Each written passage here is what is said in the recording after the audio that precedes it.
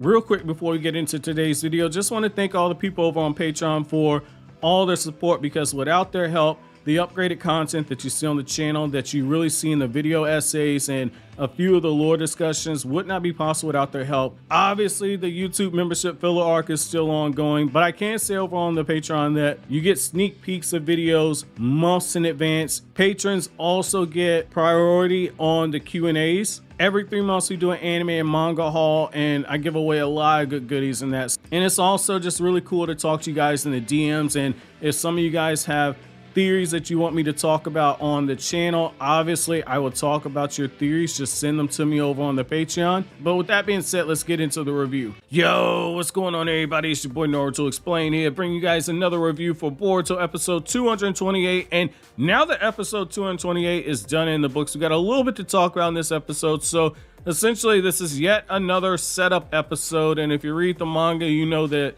2021 has been the year of the setup in the manga, and it looks like the anime is going to be going through the year of the setup in the anime next year, because this is another episode setting us up for Boruto chapter 58 to be adapted into the anime. If you know, then you absolutely know. So how this fits in with the manga without going into any type of spoilers, we have to see Kawaki in a situation where he's seeing what it takes to become a ninja. He's getting the opportunity to work with the ninjas, and ultimately Kawaki's in a situation where Kawaki's going to give pushback to the way that ninjas have done things. And I personally like the idea of how the episode opens up, where you have, and I personally like the idea of how the episode opens up, and you have Boruto and Himawari, they're playing rock, paper, scissors, trying to find out who's going to go wake up Kawaki, and then Boruto happens to be the unlucky person going there to wake him up, and Kawaki's body transforms into the ninja's weapon tech, and Boruto has to duck. I thought that was kind of funny, nice little gag moment right there. Now for the rest of the episode though, I wasn't overly impressed with the episode. However, I can appreciate, again, they're trying to do some setup, and I can appreciate what it is that they're trying to do here. And I see the symbolism in the writing, and yes, there was some symbolism. So for instance, what we're seeing with Kawaki when he goes on the different missions after Naruto tells him, like, hey, everybody here acknowledges your skill. You're clearly skilled enough to become a genin, but we need you to go on these D rank missions in order to see how you operate in a team setting. Because if you become a genin, you'll be going on missions with other people other than Boruto's team. If you look at who they had him go on those missions with, let's start with Denki first. I think that we saw right away that, number one, this wasn't going to work, but number two, we also see how much Kawaki actually thinks of what would be his genin peers. So Denki, this is his first mission that we've seen him on, where he's a chunin, he's calling the shots, and if you look at Awabi and Metal Lee, they immediately fall in line. Kawaki, on the other hand, is like, wait, we're hunting down a panda. I'm done. The dude's back there falling asleep, isn't participating at all. And we get this moment where Kawaki says he dozed off for a bit. Now, for me personally, I kind of look at this and I say, this was Kawaki reflecting how he feels about this new generation of ninjas. So with Denki, he saw the Denki versus Tsubaki fight. I don't think that the dude was overly impressed with it. Even with Denki using ninja weapon tech, you got to remember that Kawaki and the rest of the car inner members, they're all human beings who they've had their bodies augmented with ninja tech. So he's seen more impressive ninja tech. He's seen ninja tech that doesn't short circuit in battle.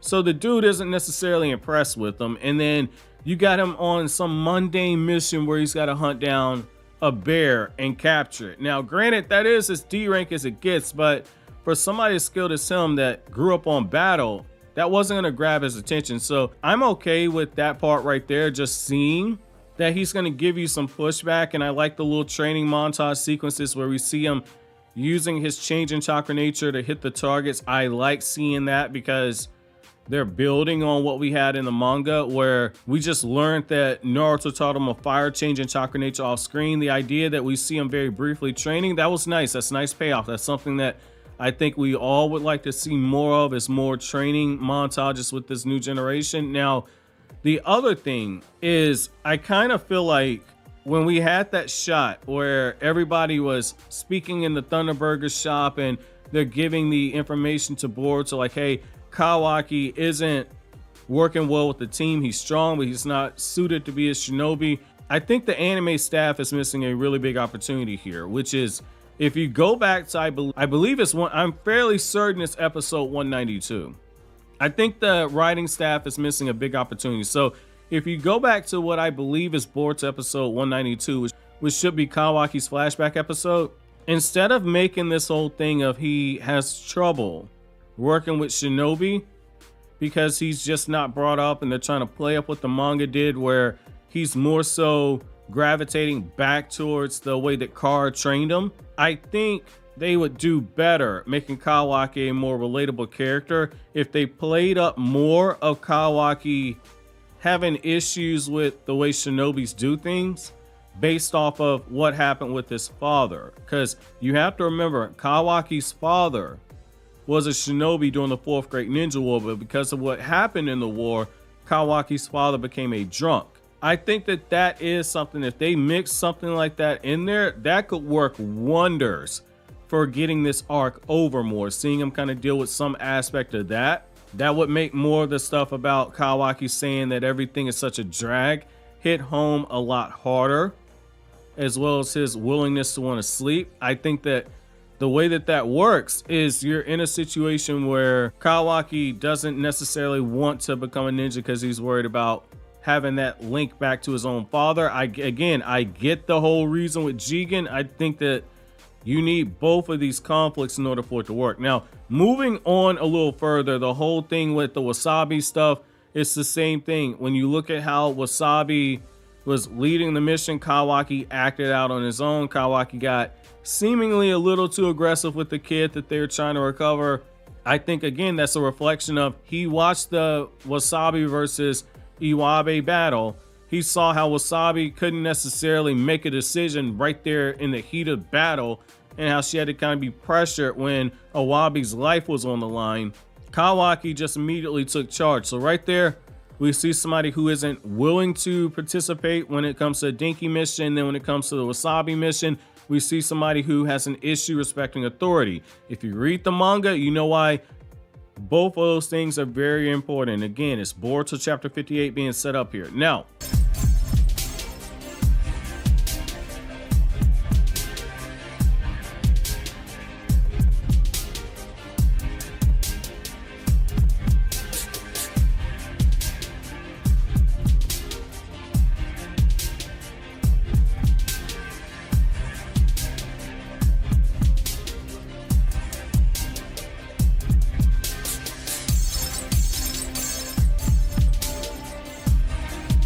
and real quick, I want to break the fourth wall a little bit. This section is supposed to be about you guys. I want to break the fourth wall.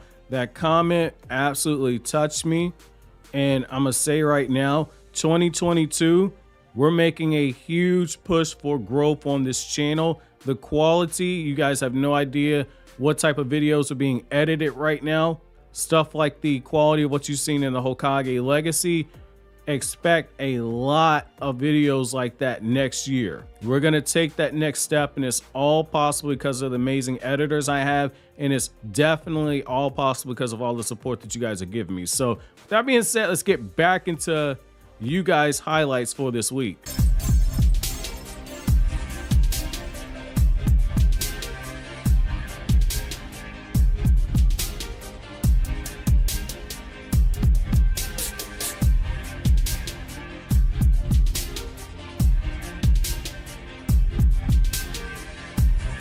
Now, the second half of this episode has some very interesting moments in it, and in particular is moments from Naruto and Hinata. Yes, this was a Kawaki-centric episode, but the Naruto and Hinata moments are the ones that really stood out to me and really took this episode from being it was dragging its feet to I actually had appreciation because I could see where the end game is. So obviously chapter 58, but also chapter 61, that should be the episode, that should be the chapter with the Uzumaki family.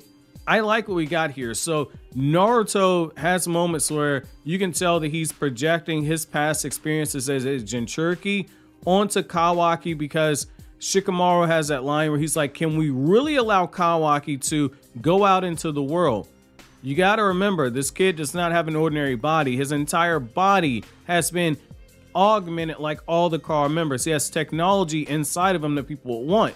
much in the same way that Naruto had the nine tails inside of him. And if it was up to Koharu and Danzo and Hamura, who were the advisors for Hiruzen and for Tsunade, Naruto wouldn't have left the village at all. They're part of that Konoha Council that the Hokage has to listen to. Naruto is looking at Shikamaru, one of his advisors, and he's saying, this kid needs this opportunity. He needs to be saved, because going on these missions and establishing bonds with the other members of Boruto's generation can save him. And you see how, despite how smart Shikamaru is, he doesn't necessarily grasp it at front until Naruto goes over to the window and says Kawaki needs this opportunity. And then when you get to Boruto, somebody who's also a genius in his own right, Hinata has to sit Boruto down and talk to him and explain that Kawaki right now, everything is so new for him. Kawaki was a prisoner in a very small world. The only thing that he knew was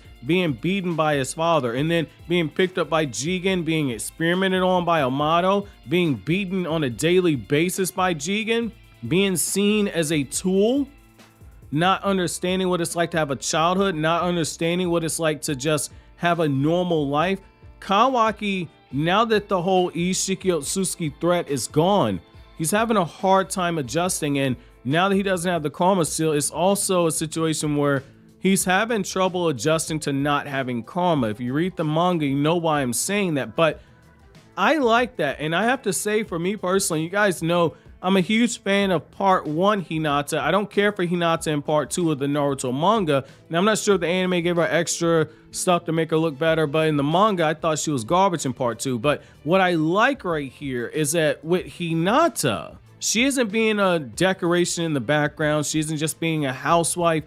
Hinata stepping in and giving Boruto real knowledge, and just seeing Hinata kind of rein her son in a little bit and helping him see the bigger picture while not talking to him like a child, but just talking to him as an older person giving that advice. I love that. Those little small moments like that where you see how Hinata can acknowledge her son's maturity and talk to him person to person, but still come from the aspect of I'm still your mother. I like that. That is very good writing for the Hinata character. So big shouts out to the anime writer for this episode. But I like getting those two contrasts and seeing how Naruto is once again kind of throwing himself out there for Kawaki, because Naruto, when they first brought Kawaki into the village, Naruto had to vouch for him with the 5 Kage, and now he's once again having to tell Shikamaru, like, hey, don't view this kid as a weapon.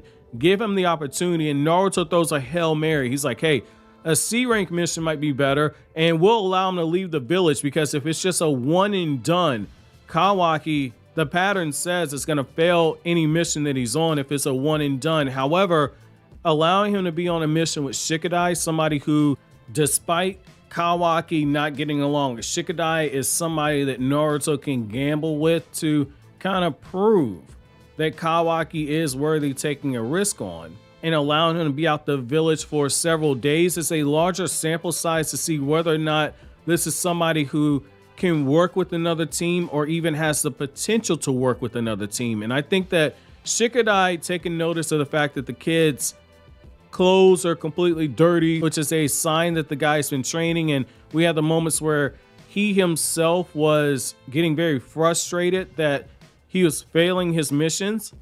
I think that that's going to be enough right there for Shikadai to vouch for him. It's just these next few episodes where they're going to be outside the village, it's going to be key to see how well Kawaki is able to act in a team setting. So my episode question to you guys is, number one, how did you feel about the Naruto and Hinata moment where both of them respectfully had to talk to Shikamaru and Boruto to get them to see the bigger picture with Kawaki? And then the second question I have for you guys is, do you guys think that Kawaki's suited to be a ninja? If you're an anime viewer, let me know why or why not. And if you're a manga viewer, let me know why and why not as well. But as always, guys, if you like anything I had to say, don't forget to comment, rate, subscribe, and share. Thank you so much for watching to the end. Have an awesome day, guys.